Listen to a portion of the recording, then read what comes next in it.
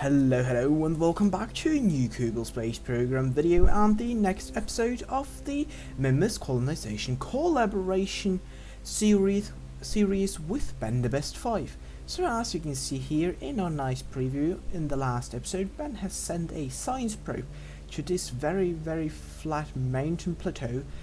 pretty close to the initial base landing, to the base site where the mouse cursor is at the moment, right in between those two flats. So now we're jumping straight into those flats.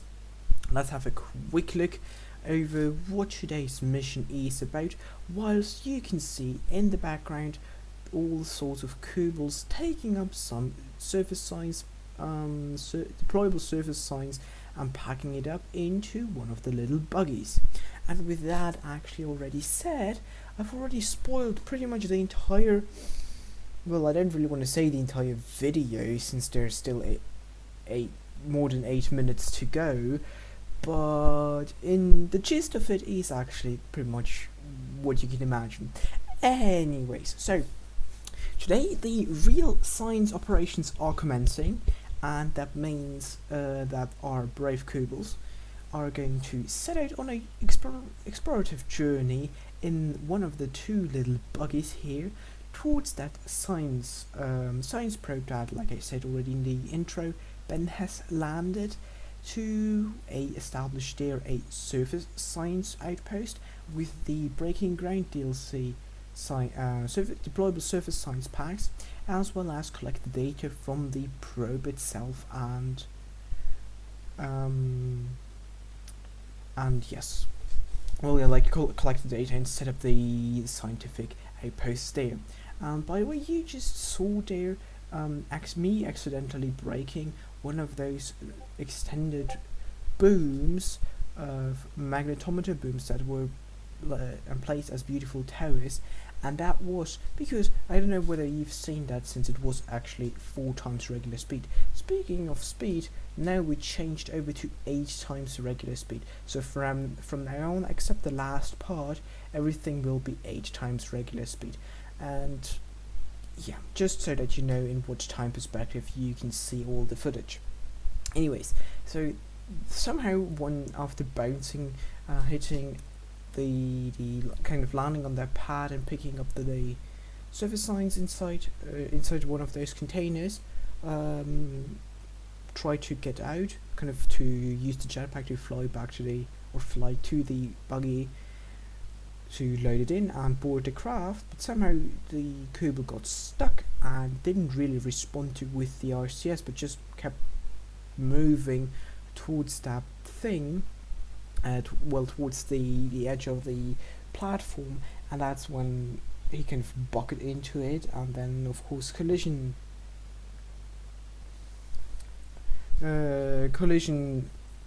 physics happened and that thing blew up.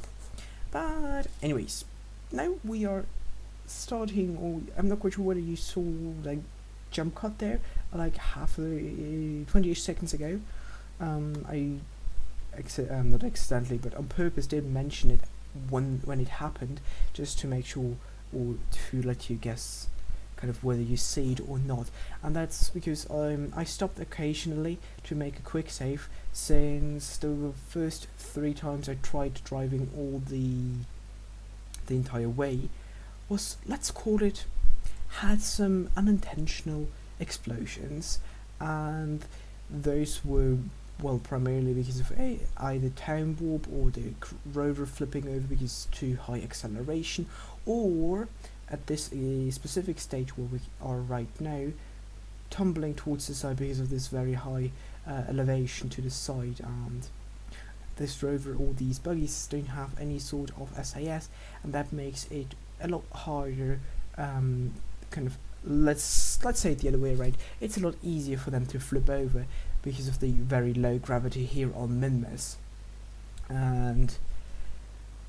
well, yeah, driving rovers around on Minmus is,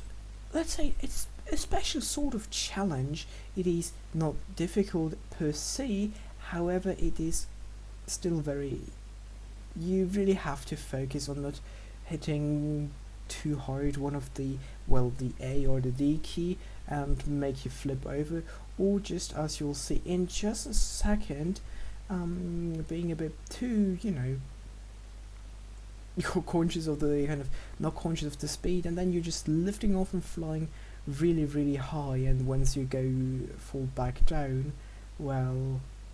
you hit the ground pretty hard. But luckily those rovers are very sturdy, and we only lost one of the 4 lamps at the top on the roof. But then it happened again. The rover flipped over. However, thankfully to the very low gravity of Minmus, we can use a few tricks, as you can see here, using a cable to kind of move a cable underneath it, opening the doors there, all sorts of tricks, until the rover finally was pushed up, or slung up actually, I would be more accurate, into the sky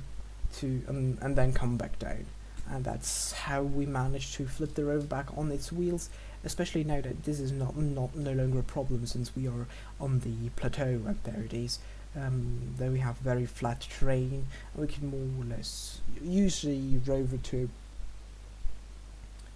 regular, kind of like a regular car in that sense. But anyways, we're closing in on the probe. Sadly, I wasn't really able to see it too well when we were approaching it, and then in the last couple of meters while braking, I increased the braking force a bit too much. I wanted to increase the braking force a bit more than it was set up earlier, exactly to prevent what just happened. Because if you have too much braking force on the front wheels, and you start braking, more of the force, or the downward force on your front wheels increases, not only from having the gravitational force on all 4 wheels, but rather because you're braking, you have to kind of get rid of those and this forward facing velocity, and since you have brakes and the suspension, then your craft starts dipping down, like on a bicycle or on a motorcycle. You see that the front wheel is dipping down, or in a car as well, but on that car you can see that a lot less compared to a 2-wheeled vehicle. Anyways, that's when your front tires have more grip and they start braking more, and this is like a positive feedback loop. And yes, that's why the rover flipped over.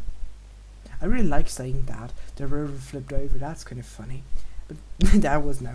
just unrelated notion. Anyways, after having the rover flipped over a couple of times on purpose and a couple of times not on purpose,